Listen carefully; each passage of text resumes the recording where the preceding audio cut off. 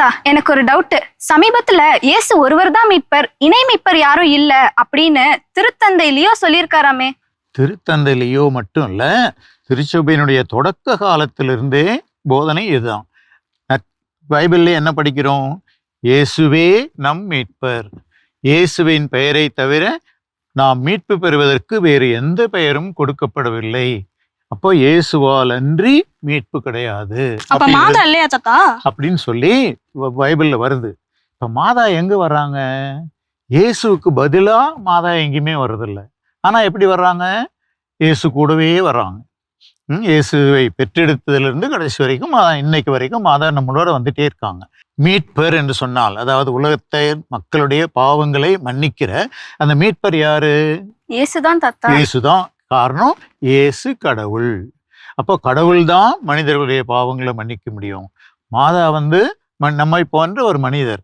அதனால அவங்கள மீட்பர் அப்படின்னு சொல்லியோ, அதாவது இணை மீட்பர்னு சொல்லியோ, ரட்சிகி அப்படின்னு சொல்லியோ நம்ம சொல்ல முடியாது. மாதாவினுடைய ரோல் எல்லாம் என்ன? இயேசுவின் பணியில் உடனிருந்து துணை புரிதல். அவர் இயேசு வாழ்ந்த காலத்திலையும் அவர் போற இடத்துல எல்லாம் கூட போனாங்க. இன்றைக்கும் இயேசுடைய பணியை அங்கங்க காட்சி கொடுத்து செய்யறாங்க. நமக்கும் ஜெபம் வழியா மாதா கூட இருந்து, அதனால மாதா துணை ரட்சிகி, இணை ரட்சிகி என்று வரலாற்றுல ஒரு சிலர் கேட்டாங்க. இந்த மாதிரி ஆயர்கள், சில திருத்தந்தையர்கள் கூட இதை மாதா உடன் ரட்சிகி என்று சொல்லி அறிவிக்கலாமே அப்படின்லாம்.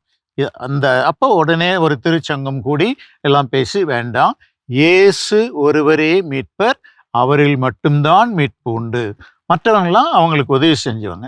அதுல முதல் ஆள் அன்னை மரியா, அதுக்கு பிற்பாடு திருத்தூதர்கள், மற்றவங்களாம்.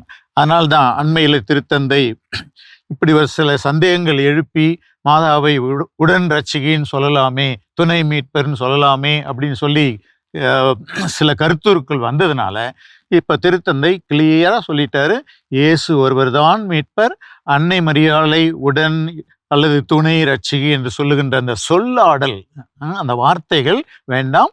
ஆனா அதே சமயத்துல அன்னை மரியாள் இயேசுனுடைய மீட்பில நிறைய உதவி செய்யறாங்க. எப்படி குழந்தையா இருக்கிறதுலேருந்து கடைசி வரைக்கும் வந்தாங்களோ, இன்னைக்கு வரைக்கும் வர்றாங்களோ, அன்னை மரியாள் நம் மீட்பில் நிறைய உதவி செய்கிறார். ஆனால் மீட்பர் யாரு?